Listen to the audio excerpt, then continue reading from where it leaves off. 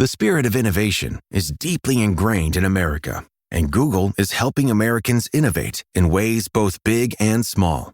The Department of Defense is working with Google to help secure America's digital defense systems, from establishing cloud-based zero-trust solutions to deploying the latest AI technology. This is a new era of American innovation. Find out more at g.co/American innovation. McDonald's meets the Minecraft universe with one of 6 collectibles and your choice of a Big Mac or 10-piece McNuggets with spicy nether flame sauce. Now available with a Minecraft movie meal. At participating McDonald's for a limited time, a Minecraft movie only in theaters. Do you think you buying a Tesla will boost Tesla sales and boost their stock? Look. Was that your goal? I care about one thing.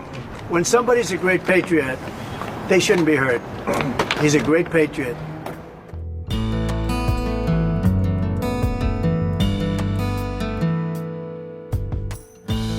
Welcome to How To. I'm Courtney Martin. That was President Donald Trump speaking at the White House on March 11th, when he effectively turned it into a Tesla showroom. He also made a show of buying a Tesla Model S at the event.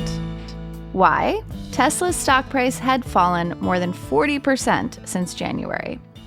Some of that drop can be attributed to uncertainty about potential tariffs and increased competition in the electric vehicle space, but some of it is no doubt due to consumer protests following Elon Musk's recent public statements and actions. Now, as most of you no doubt remember, the public narrative started flipping on Musk a few years ago with his grand promises about a troubled prototype called the Cybertruck, which would debut to lukewarm sales and vast recalls. He also bought, gutted, and turned Twitter, now X, into a space where hate speech flourishes. Things continued to ramp up as Musk sidled up to Trump and inserted himself and his far-right ideology into U.S. politics. His new role in the Trump White House has given his racist, sexist, anti-trans views even more sway, power which he's used recklessly. Most recently, he's taken his position at the Department of Government Efficiency, or DOGE, and slashed vital jobs and programs.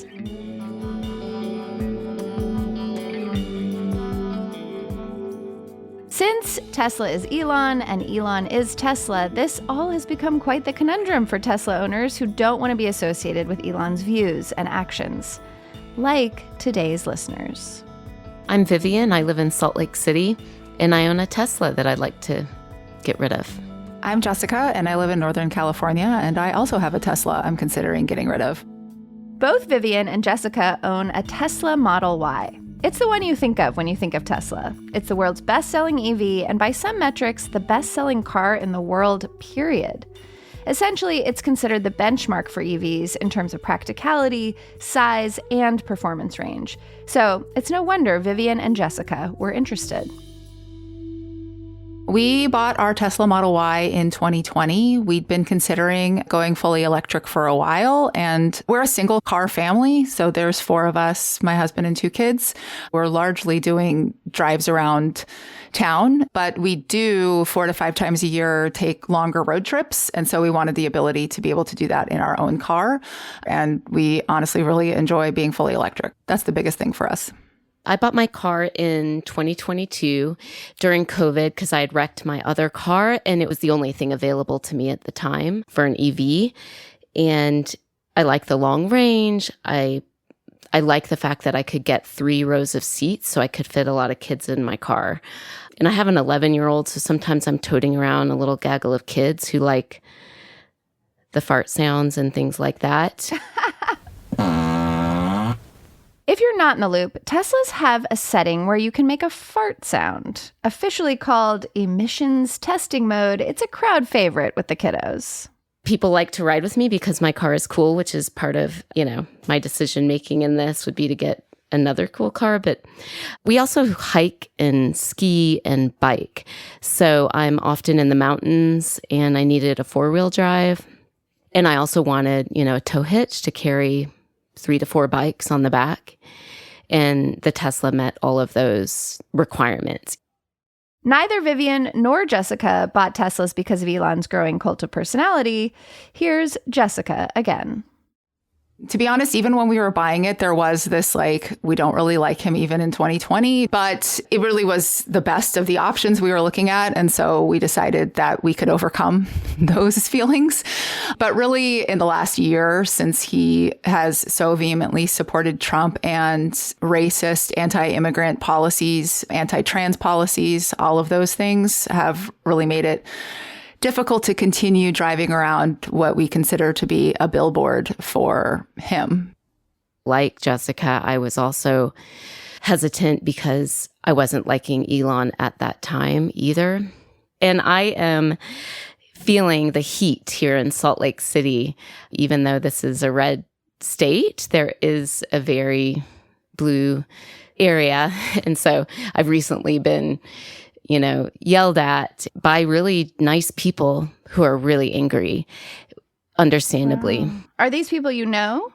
No, I was driving home from school after dropping my son off at school, and a woman was kind of motioning me to pull up beside her, and she said, "F you, sell your car." And I was like, I want to. I've been trying to. I've been looking. And she goes, "Just do it. What are you doing? You're supporting fascism." And then my husband was yelled at this weekend also. My husband was like, "We are trying to sell it. Don't worry. We're going to get rid of it at some point. It's paid off. So it's not like we're going to lose some money. It's not like I'm a billionaire." And the guy goes, "Well, you have nice shoes." Vivian marks the beginning of these anti-Musk catcalls with Elon's onstage salute at a Trump inauguration rally back in January. That salute was criticized for resembling the one used in Nazi Germany and fascist Italy. Vivian says that seeing the salute was the first time she considered getting rid of her Tesla, even though her car had been attracting negative attention before that. Because I have a Harris bumper sticker on my car, I was being flipped off by Trumpers. I was being cars getting too close to me, so it's just been a no-win for about a year. Jessica, too, has taken to putting outside signaling on her Tesla to let people know where she stands politically. At the holidays, we put a sticker on our car that says we bought it before we knew Elon was crazy, kind of as a joke. But at this point, I feel like it's almost as armor, please don't key my car. But at the end of the day, a bumper sticker is just not cutting it. Tesla, for better or worse, is associated with Elon Musk, and it is a really nice car. And I'm really bummed because I was never an evangelist for the brand, but I did at least think, despite all his whatever, that, he created this really good thing, an all-electric car. I want more electric cars on the road. Now they're both planning to sell their Teslas. But many other like-minded owners have beat them to it and flooded the market with used Teslas. So it's an extraordinarily difficult time to sell, and there are a few other considerations. First, personal finances. Jessica, again. One thing is that our car is fully paid off, so we don't have a car payment right now, but we would if we sold the car. And in this economy, an extra monthly payment is significant. The second consideration is the environmental factor of getting a new car. Here's Vivian. I'm from Hawaii, where the earth matters and what you do matters. So I feel like it's just a responsibility. No matter if people are yelling at me or not, I can handle that. But I feel firmly that everyone should be doing everything they can for climate change. Because I also think, reduce, reuse, recycle. Just buying a new car doesn't feel like the right thing either. Now, what are all these cars, all these Teslas sitting around going to do? And the third consideration is selling the car just virtue signaling, or is this actually going to harm Elon's bottom line? I don't know that my selling it really hurts Elon all that much, but driving around with a billboard for Elon Musk feels like something I don't want to do anymore. I also want to combat Elon. I want to be aggressively against racism and sexism. And so if I could make a choice that's aggressively in support of something good, then I want to use my car to do that without losing myself financially in the process. On today's show, how to replace your Tesla. We're going to bring on an electric vehicle expert who can help Vivian and Jessica sell their Teslas and find a new EV to love. Now, before we start, 2 things I want you to know. My family also owns a Tesla, and we're planning to get rid of it. So I'm interested in what our guest will have to say. And this conversation was recorded before the Trump administration announced new tariffs on imported automobiles and auto parts, which will have an impact on the cost of a wide range of vehicles, including some of the EVs we discuss here. Okay, don't drive away. We'll be right back.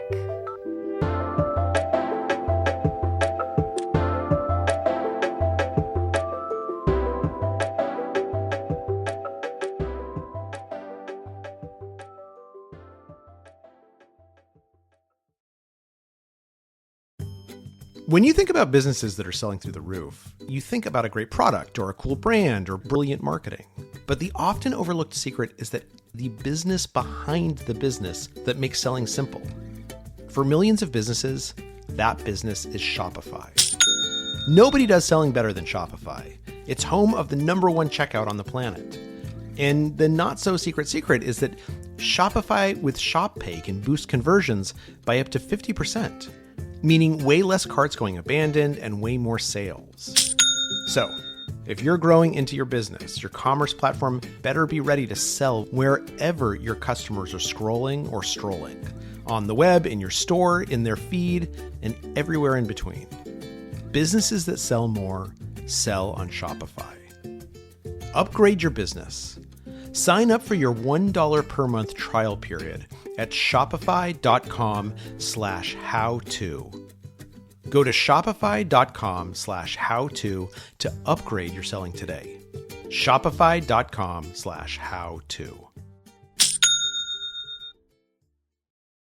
If you've always had a curiosity and fascination with technology and the minds behind it that are actively shaping our future, then you should tune in to Tech Unheard. ARM, an innovation tech leader, is partnering with NPM to create a podcast series that lets you listen in on one-on-one conversations with industry leaders as they discuss everything from the potential of artificial general intelligence to keynote nerves. Hosted by ARM CEO Renee Haas, Tech Unheard explores the drivers behind each leader's path and analyzes the most pressing trends in their space, all while sharing stories of success and failure along the way. In the first Tech Unheard episode, Renee speaks with Jensen Huang, the CEO of NVIDIA, and they dive into Jensen's journey, the future of AI, and how NVIDIA's unique culture of relentless innovation and ambition continues to push the boundaries of technology. Tech Unheard allows you to listen in on technology's most inspiring leaders in a totally unscripted way. Tune into Tech Unheard from ARM and NPM, wherever you get your podcasts. We're back and joined now by Patrick George. He's the editor-in-chief of InsideEVs, an online news and consumer review site that covers electrified vehicles and the future of automotive technology. I'm based in upstate New York. I've been covering the auto industry for over a dozen years, and I've been talking to a lot of Tesla owners these days who want to be former Tesla owners. So help us, Patrick. How do we find an EV that is not a company owned by someone trying to ruin democracy and also has a fart noise? Yeah, I'm glad to hear that both of you are in the same boat where you're wanting to sell this car for the same reason, because you're not down with what Elon Musk is doing lately. I kind of thought that would be the case and that this wouldn't be the Slate, we're super down with Doge, but, we want to just try something different next time we get a car podcast. And let me just say, I'm so sorry that both of you have had to endure threats and harassment just by virtue of the vehicles that you bought years ago. It's really sad. I personally think it's kind of unfortunate that ordinary folks are kind of bearing the brunt of that, but there's a lot of massive effects of this. We're seeing the reflection in sales and on the stock price. So I took some notes where you two were talking, and I'm really glad that you started with the things that you like about your Tesla, which is it's longer range, easy to use, very practical, right? Sounds like you could put all your stuff in it, put the kids in it. You could go on these road trips, without having to think about it. It's really kind of like for both of you, like a do everything kind of vehicle, which is awesome. Would either of you consider going back to gasoline or getting a hybrid also? No, thank you. No, we want to stay full electric. Nice. Well, you've come to the right place. I think the thing that comes to mind for me is one of the strongest Model Y competitors that's out there right now, if not the strongest that you can buy in America, is probably the Hyundai Ioniq 5. And that actually now has a Tesla-style NACS port built in from the factory. So you can use the charger that you have at home, and you can use all of the Tesla superchargers just like you would a Tesla, but you get to enjoy all of the Elon-free baggage. Full disclosure, I own the Hyundai Ioniq 5's cousin. I own a Kia EV6, but for a couple of things, I've been really happy with it. The new Ioniq 5s, besides looking really cool, they kind of look like this like retro future, like 80s rally car in SUV form. You know, they easily get well north of about 300 miles of range. You know, the performance is excellent. I don't think that like the software, the smartphone apps on them are quite as good as you're used to, but that's kind of a sacrifice you may have to make here with most of your choices. But the fact that it comes from the factory, like with a Tesla plug, and gets outstanding range and can be dual motor all-wheel drive, and it's pretty fun to drive, honestly, too. I think that's a really close analog here, too. I don't know if either of you have taken a look at that particular model, but it's kind of one of my go-to recommendations. Is that something that has come up for y'all? Yes, I just haven't test drove it. That hasn't come up for me. I would definitely check it out. You know, I think that there's a lot of people in America who still think of Hyundai and Kia as like these really kind of, you know, subpar budget brands, but they've advanced really quickly in terms of technology last few years. They kind of looked at EVs as a way like, this is how we can go to the next level with our cars and kind of plant our flag for the future. And they're really world class. Vivian, I think that you mentioned that you need a lot of 4x4 features. The Ioniq 5 has a new model out called the XRT. And it's basically Hyundai running like the Subaru playbook. Like it's got all-season tires or all-terrain tires. It's kind of got some extra ride height. It's got a better four-wheel drive system with like mud and snow and dirt modes. And, you know, we took this off-road lightly. We were testing it a few months ago and really loved it. And I think you take kind of a range hit there. It's about 260 miles, but it also has a Tesla plug from the factory. And like, I think that thing's going to sell really well. Like where I live in upstate New York, I deal often with really suboptimal road conditions. And when I was in that XRT, I was like, yeah, like next go around, like this is a strong contender for me. Cause we probably deal with the same kind of snow. Yeah, I would look at the Koreans for sure. This space is advancing really quickly. That's what's crazy about the EV world, is that stuff happens in the space of a year that used to take 8 to 10 years in the gas car world. And I'd ask both of you, if you feel comfortable sharing this, do you have a rough budget in mind? Are you looking to pay cash? Are you looking to finance or lease? Like, what are we thinking of doing next? And I just want to say quickly, we went straight into replacements. We are not going to miss out on getting Patrick's advice on selling your Tesla, so don't worry. Oh, sure. Because that part's very important. And Vivian, I also know you've done some shopping already, so I'd love to hear, in addition to your guys' sort of budget parameters, what you've already looked into and or test driven. Yes, great. So I'm really open. Like I drove the VW Buzz, the new electric VW Buzz, which I love a lot because it has the wow factor without the fart button. So it's really fun color. I was going to say, cool mom, sticking with your cool mom vibes there. Totally. Right. But it's like it's a full minivan size, which is nice, but it's a little larger. Like I hustle into, this is going to sound so liberal, but I often hustle into a yoga class at the last second. So I kind of need to like squeeze into small parking spaces sometimes. So the other car I was looking at, yes, was that compared to the Ioniq. I used to drive BMWs because I love going fast and loud also. Yeah, so very nice. Yeah. But that's too expensive. And then I also just don't. What's more important to me is to not make a stupid financial decision. I usually charge my car to my business because I drive a lot to different hotel clients that I work for. So to me, I'm open to leasing if I have to. For you, at least, like I may recommend, at least for now, like leasing something. That's what we did with our Kia. And like, I am kind of worried about the value at the end of it, but I also decided like that's a problem for future Patrick. Because right now the lease deals on these cars are still really incredible. We're not sure that's going to last forever. You know, they're very heavily subsidized by the car companies that want to get you into EVs. So you keep buying EVs.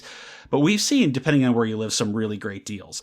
There's a couple too, like Polestar and Lucid. Like some of their cars are more expensive, but they're offering like $20,000 off the sticker if you trade in your Tesla specifically. You know, like that's the Polestar 3 is something I would look at. Like a lot of people are going to that. It's a very Tesla-ish car with a pretty heavy discount, right? Because they want Tesla buyers to come over to their end of things. Yeah, Patrick, here in Northern California, even as my husband has been doing some shopping around this, he's the car guy in the family, he's found that with the Polestar, they'll even give you cash without turning in your Tesla if you are a Tesla owner as an extra incentive.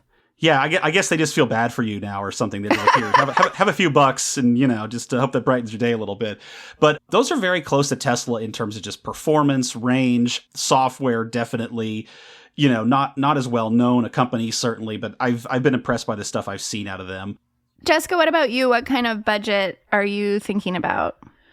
So we are thinking, also just looking at how much the value has decreased, much like Vivian. I don't want to buy a car more expensive than the one that we bought. That was kind of a factor. And like everybody in Northern California who doesn't have a Tesla has a Polestar or a Rivian. The Rivian especially I find to be obnoxiously expensive.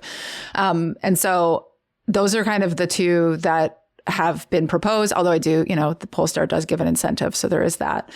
And then before we bought the Tesla, we also test drove a Kia, but we found it kind of small on the interior and it was like a little cramped and didn't really enjoy it. So that's kind of the only other model we've looked at. Although I've also heard good things about the Mach-E, but I haven't looked too deeply into it.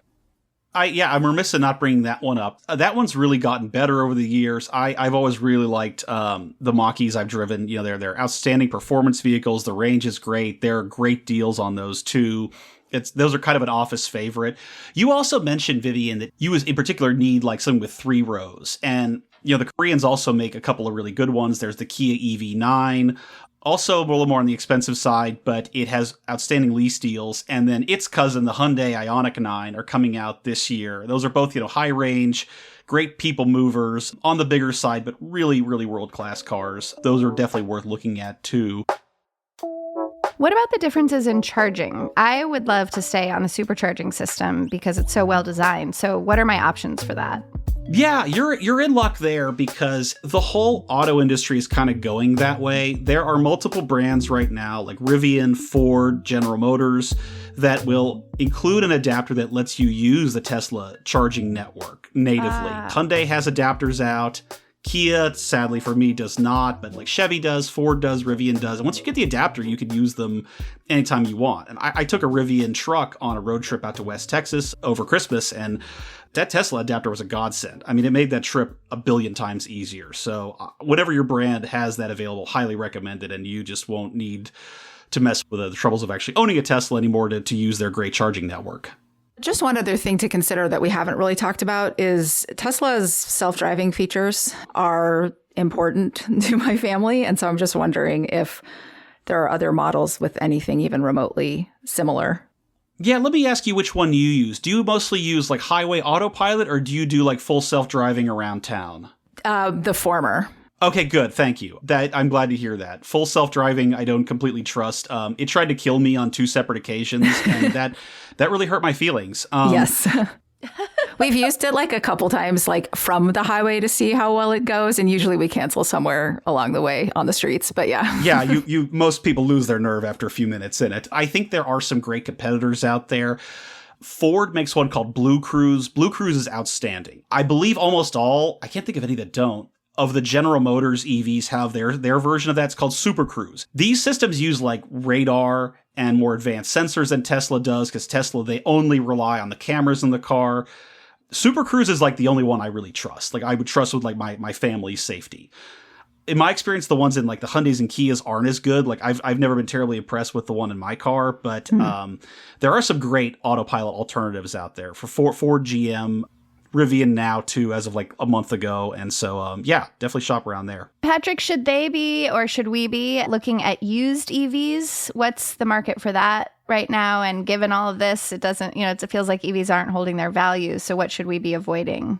The whole automotive industry is kind of figuring out what the EV used market is going to look like. Nobody has a way to value the battery of your car. That's the most expensive part of an EV. It's the most important part.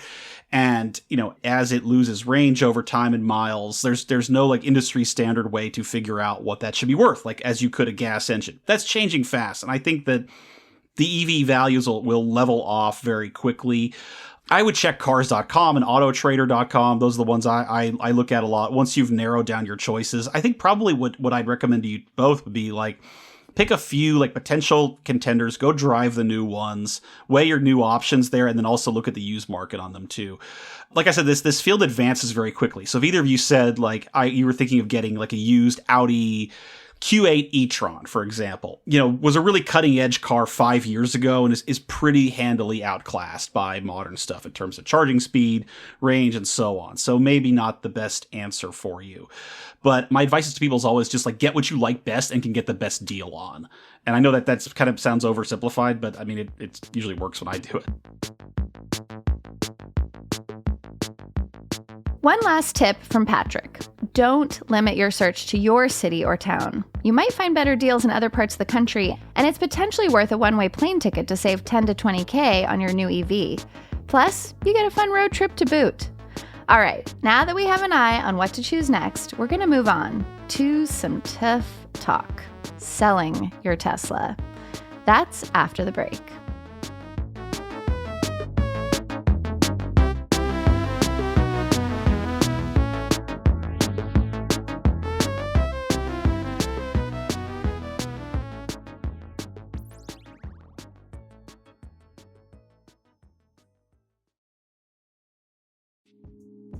Today's episode is sponsored by Smart Travel, a new podcast from NerdWallet.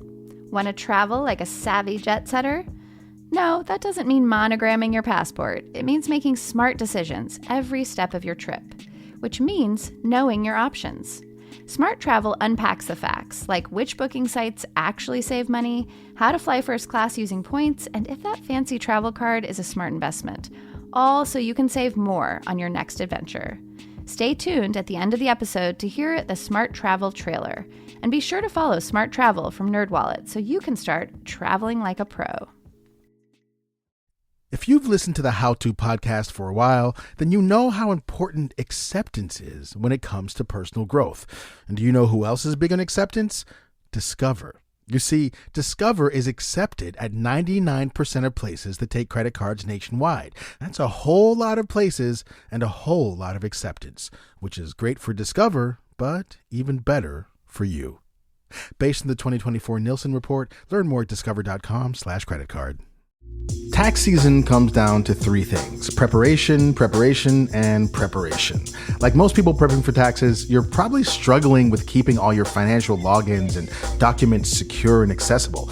1Password can help with that. It's all in one place. Along with creating and securing passwords, 1Password deters fake tax prep sites by only autofilling login sites that you've saved. And what about wrangling all those financial documents? Well, 1Password has encrypted sharing and storage space to secure things like receipts, W-2s, IRS forms year-round.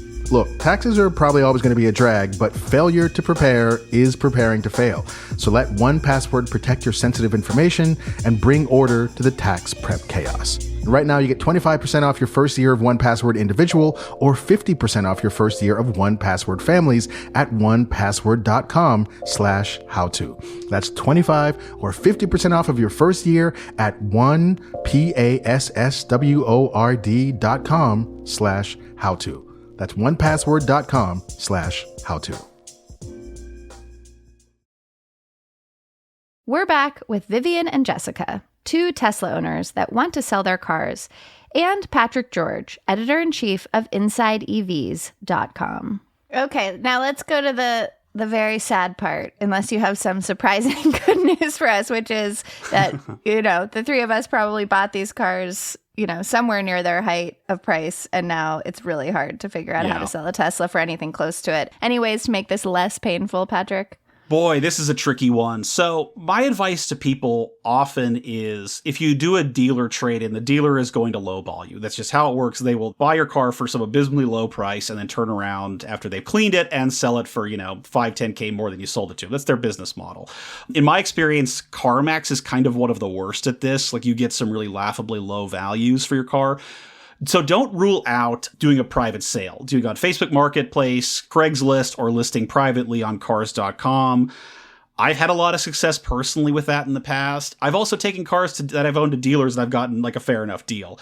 I think your problem is volume, and it's that so many people in your shoes are trying to do what you're trying to do now, and they're moving on from their Teslas en masse, and that's not good for their values. I'm really sorry to say, like, I don't really have a great answer for you on what to do here, except know what the value of your car is. Like, there are tools online like Kelley Blue Book has where you can enter your mileage and you can enter, the condition of the vehicle and any options you have. And it should give you a fair market value. And you can shop around to make sure that you're getting as close to that as you can. But, you both unfortunately join thousands of other people who are trying to do the same thing right now. And I don't think that means you're going to get the best value out of these trade-ins. So thanks to Elon for that too. Yeah. How much is this impacted regionally? Because, Vivian and Jessica are two different parts of the country. Does one of them have more chance of selling higher than the other?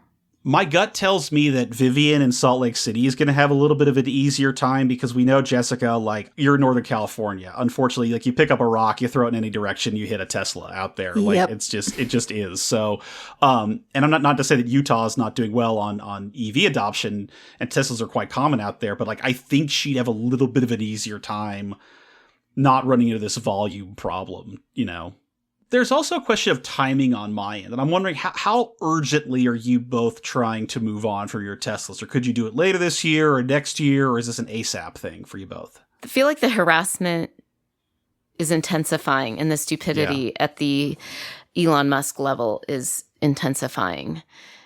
So if I could do it this week, I would do it this week. And I also thought about, should I donate my car to the media?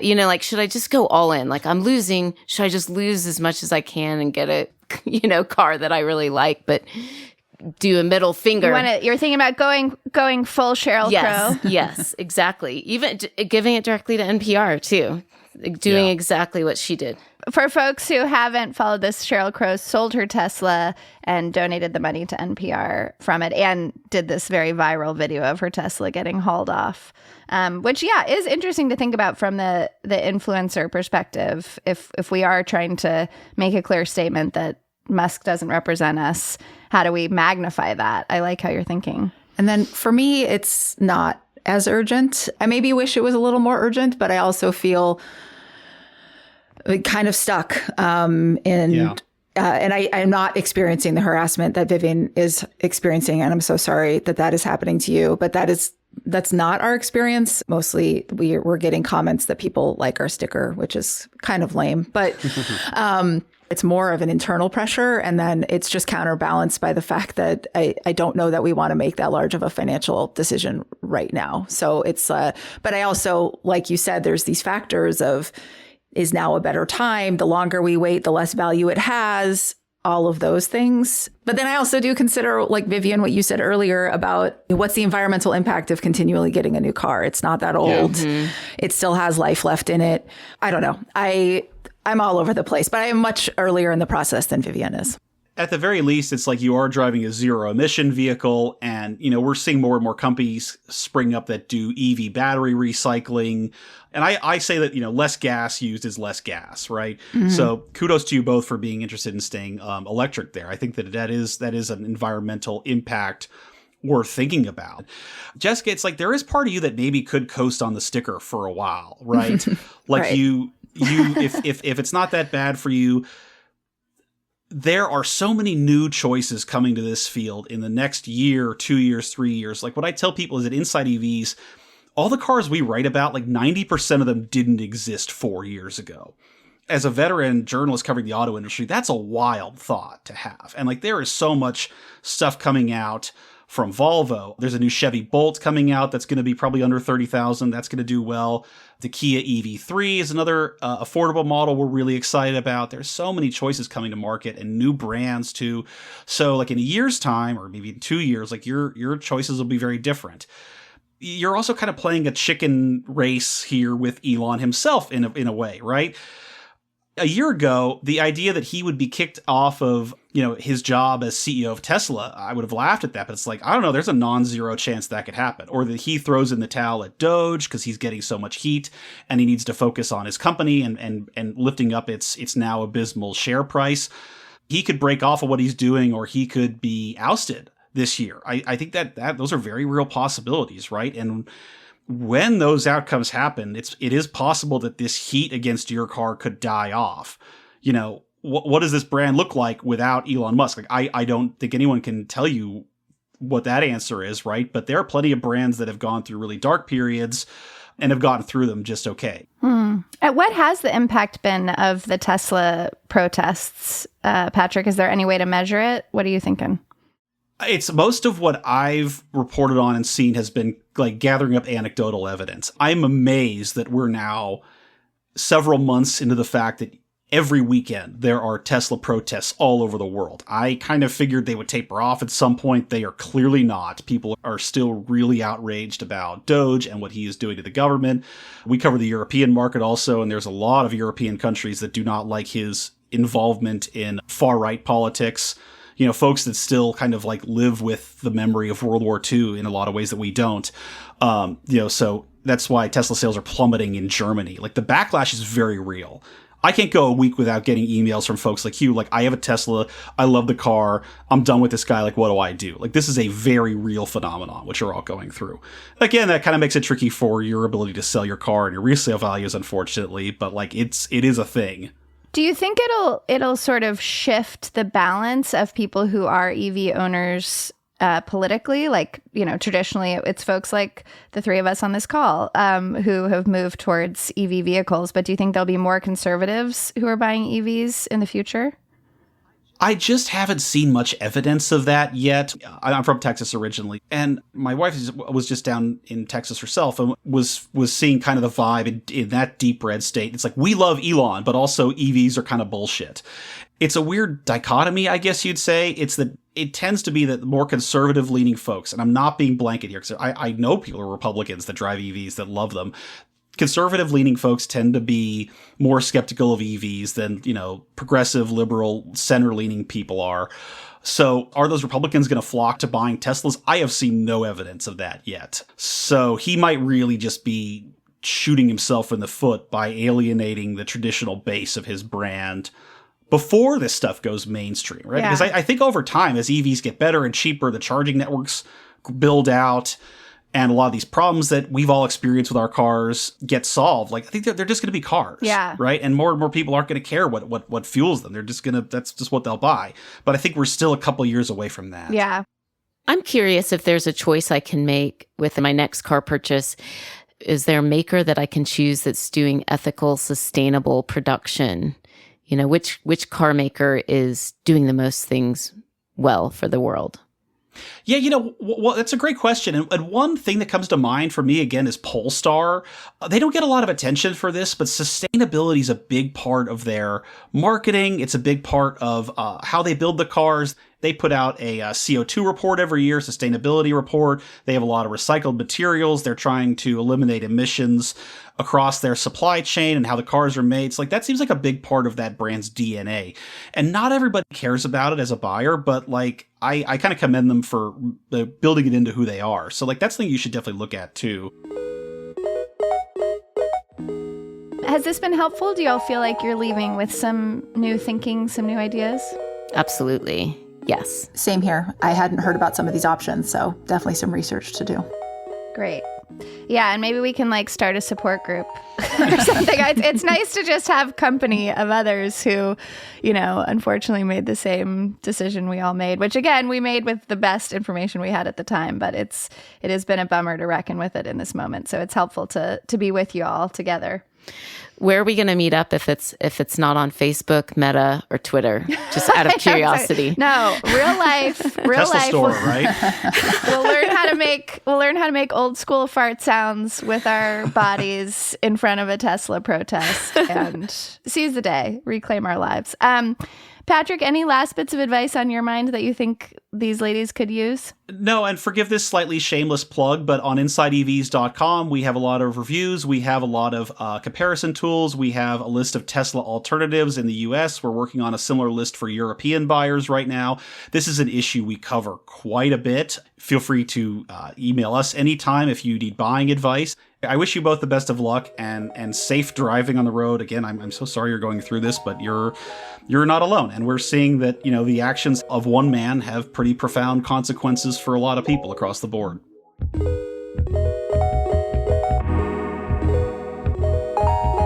Thanks Thanks again to Vivian and Jessica for sharing their selling woes, and to Patrick George for all of his insight. We'll put a link to InsideEVs.com in the show notes.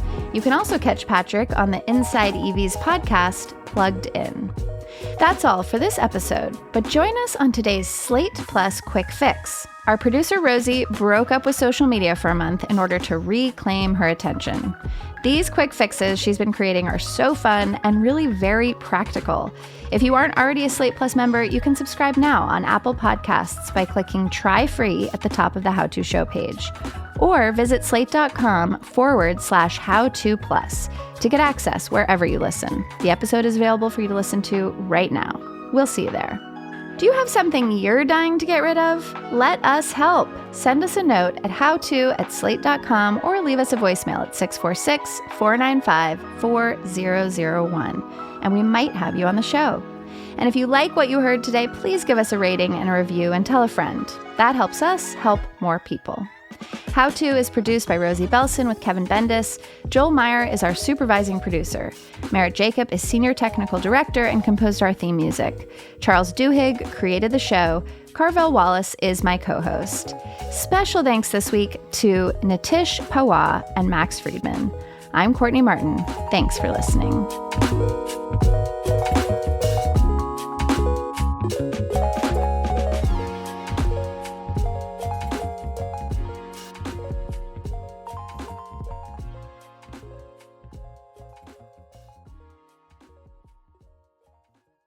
Today's episode is sponsored by Smart Travel, a new podcast from NerdWallet. I'm Megan Coyle. And I'm Sally French. We're NerdWallet travel writers who help you turn dream trips into trips you can actually afford. Because let's be honest, dream trips are usually synonymous with spending money. But my dream is to not spend much money at all. That's where Smart Travel comes in. We break down the best ways to stretch your travel dollars, whether it's scoring an upgrade without selling your soul, decoding loyalty programs so you can actually get something out of them, or figuring out if that ultra discount airline ticket is too good to be true. It usually is. And while we're at it, we'll show you how to turn canceled flights into lounge dinners and free hotel stays.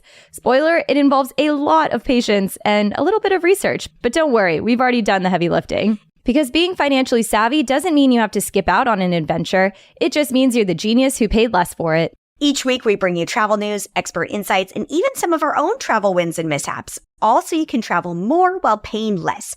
And hey, you'll even have some fun along the way. So if you're ready to make your travel budget work harder and smarter, follow Smart Travel on your favorite podcast app. First up, smarter travel. See you soon.